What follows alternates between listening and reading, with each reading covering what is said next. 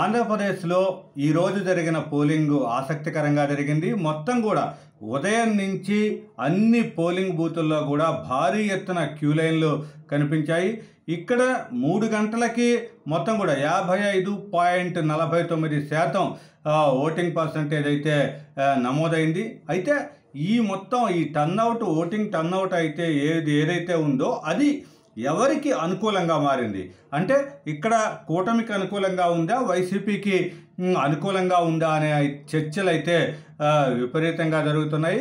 దీంట్లో అంటే ఈ మొత్తం యువత ఏ కసితో అంటే ఒక రకమైన ప్రభుత్వ వ్యతిరేక ఓటు ఈ గణనీయంగా క్యూలో నిల్చొని వేశారా, లేకపోతే ఈ మొత్తం కూడా వృద్ధాప్య పెన్షన్లు కానీ వీటన్నిటిని కూడా కాపాడుకోవటానికి అంటే సంక్షేమ పథకాల లబ్ధిదారులు క్యూ కట్టారా అనేది అయితే ఇక్కడ ఆసక్తిగా మారింది. ఏదేమైనా ఈరోజు మొత్తం కూడా ఓటర్లు ఉత్సాహవంతంగా ఓటేయటం అయితే ఇక్కడంతా కూడా చెప్పుకోవాల్సిన విషయం. ఇక్కడ మొత్తం కూడా అంటే గ్రామ స్థాయిలోనుతో పాటుగా పట్టణాల్లో కూడా యువత తర్వాత వృద్ధులు వికలాంగులు సైతం భారీ ఎత్తున క్యూ లైన్లో గంటల తరబడి నిల్చొని ఓట్లేయటం జరిగింది. ఇది మొత్తం అంటే కొంత విశాఖ లాంటి అర్బన్ ఏరియాల్లో మొత్తం కొంత తగ్గినా కూడా అది కూడా అక్కడ కూడా 65% వచ్చే విధంగా ఉంది. చివరి వరకు 70% ఓటింగ్ దాటే పరిస్థితి అయితే ఇక్కడ ఏపీలో కనిపిస్తోంది. కాబట్టి 3 గంటలకే 55.49 అని అఫీషియల్గా ప్రకటించారు. తరువాత 4 గంటలకల్లా మొత్తం కూడా అంటే సమస్యాత్మక నియోజకవర్గాలు ఏవైతే ఉన్నాయో వాటిలో మొత్తం పోలింగ్ అయితే పూర్తయింది. అప్పటికి కూడా క్యూ లైన్లో 4 గంటలకే అంటే ఈ మొత్తం కూడా పాలకొండ, కురుపాము, సాలూరు ఈ నియోజకవర్గాలు ఏవైతే ఉన్నాయో వాటిలో అంటే ఇక్కడ రంపచోడవరం, అరకు, పాడేరు ఈ దీంట్లో 4 గంటలకే కూడా పోలింగ్ ముగిసింది.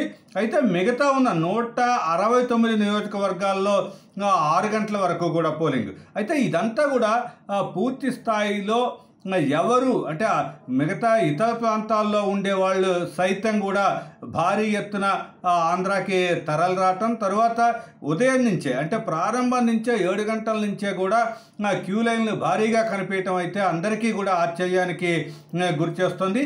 అయితే దీన్ని ఎవరికి వారు తమకి అనుకూలంగా ఒక క్లెయిమ్ చేసుకోవటం జరుగుతుంది. ఇదంతా కూడా అభివృద్ధి కోసం మార్పు కోరుకునే ప్రజలు వచ్చి ఓటు వేశారు అనేది అయితే తెలుగుదేశం కూటమి వీళ్ళ అభ్యర్థులు నేతలు చెప్తున్నమాట. అయితే ఇదే మళ్ళీ జగన్ ఏకాక అయిపోయాడు కాబట్టి వీళ్ళు వృద్ధులు కానీ వికలాంగులు కానీ మొత్తం కూడా పెన్షనర్స్ వీళ్ళంతా కూడా ఊకమ్మడిగా మొత్తం కూడా ఓటు వేయటానికి తరలి వచ్చారు అనేది అయితే వైకాపా వాళ్ళు చెప్తున్నమాట. ఏదైనా సరే గతంలో కూడా చూసాం 2019 ఎన్నికల్లో మొత్తం కూడా చివరి వరకు కూడా మొత్తం క్యూ లైన్లో ఆడవాళ్ళు ఎక్కువ 6 గంటలు దాటాక కూడా క్యూ లైన్లో ఆడవాళ్లే కనిపించారు.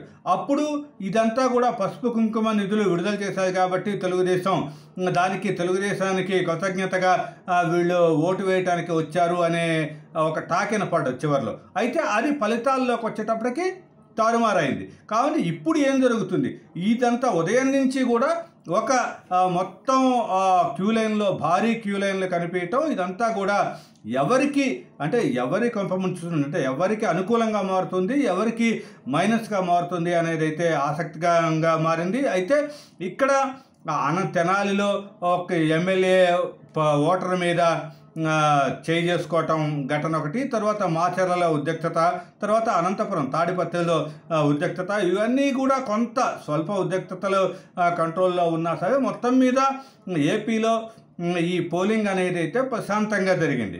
ఈ ప్రశాంతంగా జరిగిన పోలింగ్లో ఓటర్లు ఎవరి వైపు మొగ్గు చూపారు అనేది అయితే ఆసక్తిగా మారింది. ఎవరికి అనుకూలంగా వాళ్ళైతే దీన్ని చెప్పుకోవటం ప్రారంభించారు. ఏదేమైనా సరే ఓటర్లలో వచ్చిన ఈ చైతన్యం ఏ మార్పుకి దారి తీస్తుంది అనేదైతే ఆసక్తిగా మారింది.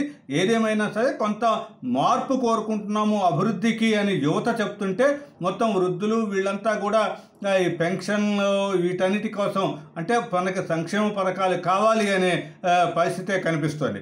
కాబట్టి చివరి వరకు కూడా ఇంతకుముందు సర్వేల్లో చివరి సర్వేలు చెప్పినట్లుగా మొత్తం మీద 50-50% అవకాశాలు అయితే ఉన్నాయి. అన్ని చోట్ల కూడా టగ్ ఆఫ్ వార్ పరిస్థితి కూడా కనిపించింది.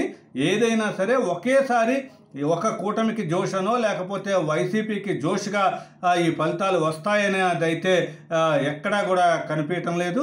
అయితే ఎవరికి వాళ్ళు ఓటర్లు అయితే గుంభనంగా ఓటు వేయటం జరిగింది. ఇదైతే ఏ పార్టీకి అనుకూలం అవుతుందో అనేది అయితే వేచి చూడాలి.